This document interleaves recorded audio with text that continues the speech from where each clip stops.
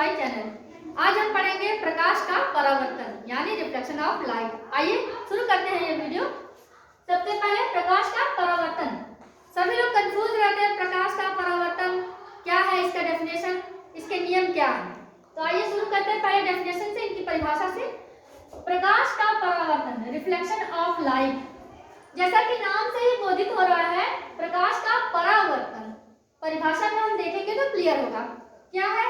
प्रकाश की किरण का किसी पृष्ठ से टकराकर उसी माध्यम में वापस लौटने की जो प्रक्रिया है, जो घटना है, वह प्रकाश का परावर्तन कहलाता है।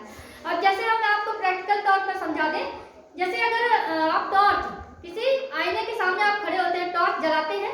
टॉर्च जब शीशे में जलाएंगे, आप आईने में जलाएंगे, उसके बाद वो लाइट टकरा कर हमारे चेहरे पर आती है।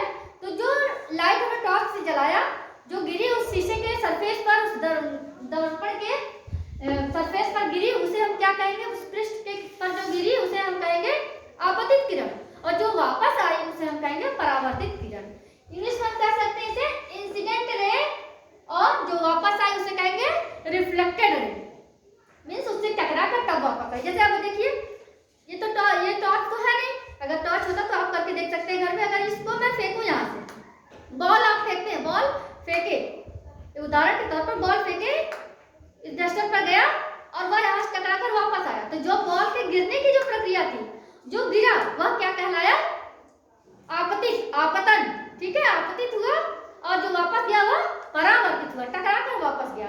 तो ठीक इसी तरह से जब हम समतल दर्पण लेते हैं, उस पर यदि सूर्य की किरण जो आती है हमारे समतल दर्पण पर, उसके पृष्ठ पर, उसके सरफेस पर, उसे हम कहेंगे आपतित किरण, और जो किरण उस दर्पण से टकरा कर वापस गई उसे हम कहेंगे परावर्तित किरण। ठीक है, और उसके बाद जो हमारा सीधे सीधे उस पर नॉर्मल होता है, जिसे हम नॉर्मल इंग्लिश में कहते हैं और हिंदी में अभिलंब कहते हैं। तो जो प्रकाश की किरण के गिरने की और वापस जाने की जो क्रिया होती है, वह क्या कहलाती है? प्रकाश का परावर्तन। मीन्स किरण का गिरना और वापस जाना उसी माध्यम में। माध्यम का मतलब होता है, अगर आप हवा में हैं, हवा में, ठीक है, और यदि पानी में भी इसी तरह होता है। जो जल का सरफेस है, जल का जो पृष्ठ है, नदी का पृष्ठ है, उस पर अगर सूर्य की किरणें गिरती हैं, वह भी वापस जाती है। मीन्स गिरने और वापस जाने की जो क्रिया होती है, उसे हम क्या कहते हैं? प्रकाश का परावर्तन। अब प्रकाश का परावर्तन के कुछ नियम है, आइए देखते हैं परावर्तन के नियम। परावर्तन का नियम समझाने से पहले मैं आपको चित्र से समझा दूं। यह देखिए, मान लिया कि हमारा समतल दर्पण है। जैसे हमने आपको बताया कि आईने के सामने आप खड़े हो जाए, तो आईने का जो पृष्ठ है उसे हम समतल दर्पण का पृष्ठ बोलेंगे। तो इस पर हमने देखिए, मान लीजिए कि यह हमारा टॉर्च होता, ठीक है, यह हमारा टॉर्च होता, ठीक है। तो हम यहाँ से टॉर्च जलाते, तो यह जो सूर्य की किरण, टॉर्च की किरण बताया हमने उदाहरण से, लेकिन आप सूर्य की किरण समझिएगा। सूर्य की किरण गिरी, जो किरण है वह गिरी, वह किस पर गिरी? समतल दर्पण के पृष्ठ पर, उसके सरफेस पर। तो वह किरण हमारी क्या कहलाई? आपतित किरण। देखिए मैं बता रही हूँ, इस तरह से गिरा, इस दिशा में, ठीक है, जो इस तरह से गिरा, इसलिए मैंने इसका तीर इधर बनाया है। अब देखिए, फिर यही किरण जो है उससे टकराकर, समतल दर्पण से टकराकर वापस आ रही है। यह वापस आना, वह कौन सी किरण कहलाई? परावर्तित किरण। आप देख रहे हैं, तो इस बीच में, दोनों के बीच में हमारा अभिलंब बनता है।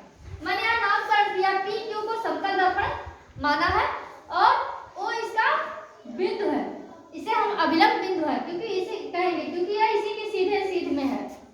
अब आप देखिए, ए ओ जो हमारा आपतित किरण है, ये और ये ओ सी जो हमारा अभिलंब है, आपतित किरण और अभिलंब के बीच में जो कोण बन रहा है, इसे हम कहते हैं आपतन कोण। ठीक है, क्या कहेंगे? आपतन कोण। और यह जो परावर्तित किरण है और ओसी अभिलंब, इन दोनों के बीच जो कोण बन रहा है, उसे हम कहेंगे परावर्तन कोण। उम्मीद है आपको समझ आ रहा होगा, ध्यान से देखिएगा। अब हम इसके नियम को याद करते हैं, देखते हैं।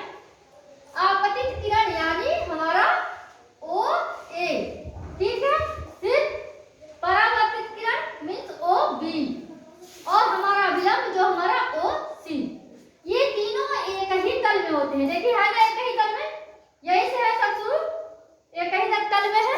तो हमारा पहला नियम याद करने का सबसे अच्छा तरीका आप याद रखिएगा, आपतित किरण, अभिलंब और परावर्तित किरण तीनों एक ही तल में होते हैं। ये परावर्तन का पहला नियम। दूसरा देखिए, आपतन कोण, मैंने अभी बताया आपतन कोण, परावर्तन कोण, ठीक है। परावर्तन कोण ये दोनों बराबर होते हैं, इसलिए हमने लिखा कोण आई बराबर कोण आर। यहाँ आई और आर इसलिए कहा गया है क्योंकि इंग्लिश में आई को इंसिडेंट कहते हैं, ठीक है, इसलिए हम इंग्लिश में कह सकते हैं इसे इंसिडेंट, इंसिडेंट रे, जो किरण है उसे रे कहेंगे, और ये एंगल है इसलिए इंसिडेंट एंगल, और ये क्या है रिफ्लेक्टेड रे, रे का मतलब है किरण, लेकिन यह एंगल लगा देंगे तो कोण, तो ये एंगल है इसलिए इंसिडेंट एंगल, और ये एंगल है इसलिए ये रिफ्लेक्टेड एंगल में angle of incidence is equal to angle of reflection, ठीक है।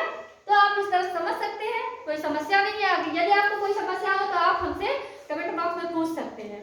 उम्मीद है आपको समझ